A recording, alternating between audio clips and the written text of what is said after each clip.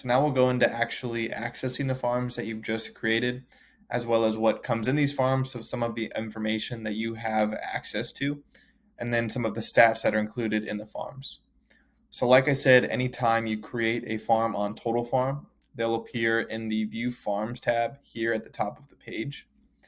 And here are those two farms that I just created, the Point Fermin farm and the subdivision Vista del Oro farm. So you'll see the sub underscore Vista del Oro to indicate that I created it with a subdivision tab. But I'll work with the Point Fermin farm that I created.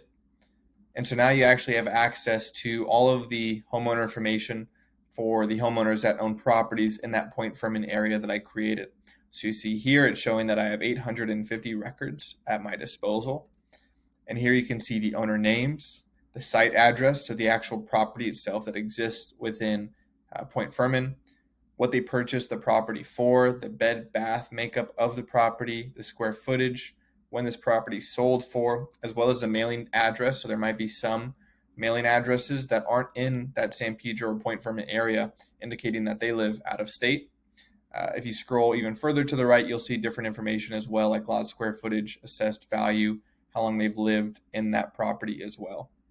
We'll go deeper into these farm filters in a later video, but showing you another nice feature of Total Farm and these farms you've created are farm stats. So if you navigate to the stats tab here at the top of the page and select it, it'll give you a breakdown or overview of this farm. So it'll give you that turnover ratio. It'll also tell you average stay years. So this looks at all of the recent sales within this farm over a period of time, and it'll look at how long are homeowners living in these properties before they sell them. So it's saying on average in the Point Fermin area, homeowners live in these properties for 11 and a half years before they sell.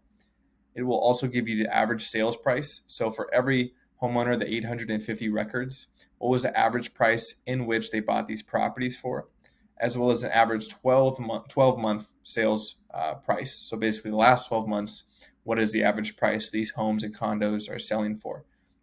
It'll also give you a breakdown of the recent buyers, how many out-of-state and absentee homeowners exist within this farm, as well as how many occupied homeowners, so basically homeowners that live in the properties themselves, and we'll go deeper into those in a later video.